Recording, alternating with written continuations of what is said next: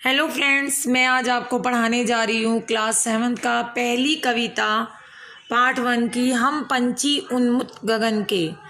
अगर आपने मेरे चैनल को अभी तक सब्सक्राइब नहीं किया तो प्लीज़ पहले मुझे सब्सक्राइब कर दीजिए। अब हम पढ़ने जा रहे हैं पार्ट 1। ये कविता है, इसमें कवि ने पक्षियों की आज़ादी के बारे में बताया है कि पक्षी भी मानव की तरह आज़ाद रहना चाहते हैं, उन्हें भी गुलामी नहीं पसंद। इसी के बारे में उन्होंने इस कविता में बताया है। वो कहते हैं, हम पंछी उन्मुक्त गगन के पिंजर बंद ना गा पाएंगे, कनक तीलियों से टकराकर पुलकित पंख टूट जाएंगे। हम बहता जल पीने वाले मर जाएंगे भूखे प्यासे। कहीं भली है कटुक निबोरी मतलब नीम का कड़वा फल।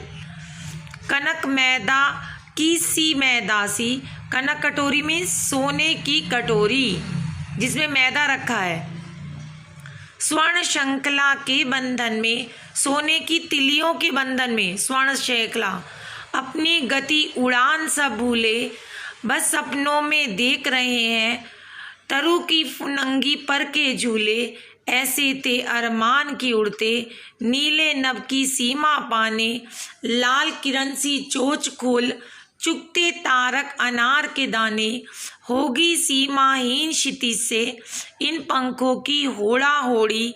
या तो क्षितिज मिलन बन जाता, या तंती सांसों की डोरी। नीर न दो चाहे टहनी का, आश्रय छिन-मिन कर डालो। लेकिन पंख दिए हैं तो अकुल उड़ान में विघन न डालो। शिव मंगल सुमन की एक बहुत सुंदर रचना कवि आपकी पाठ्य पुस्तक बसंत भाग 2 की है।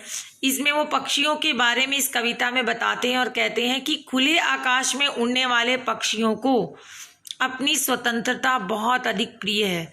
वे अपनी स्वतंत्रता को किसी सोने की सलाखों में बांधना नहीं चाहते, क्योंकि पिंजरे में वे उड़ नहीं पाते और पिंजरे की तिलियों में से टकराकर उनके पुलकित पंख टूट जाते हैं। वे यही बताना चाहते हैं कि हम पंछी उन्मुक्त आकाश में उड़ने वाले पक्षी हैं।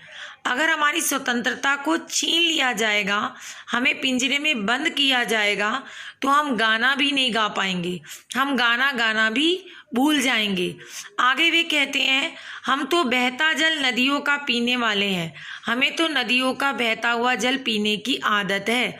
पिंजरे में भले ही सोने की कटोरी में आप हमारे लिए दाना रख दे, पानी रख दे, वे हमें अच्छा नहीं लगेगा और हम प्यास से वैसे ही मर जाएंगे।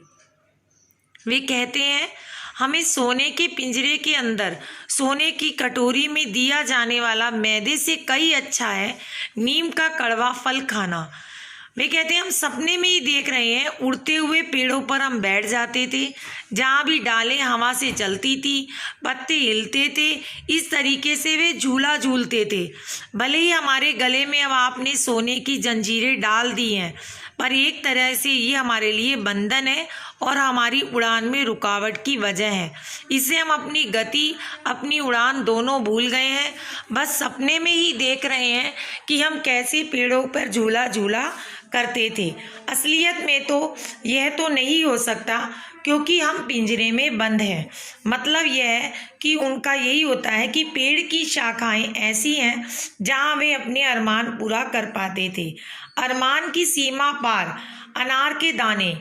यहाँ पर कवि अपने मन की इच्छा बताते हैं कि वे अपने मन में क्या सोचते हैं।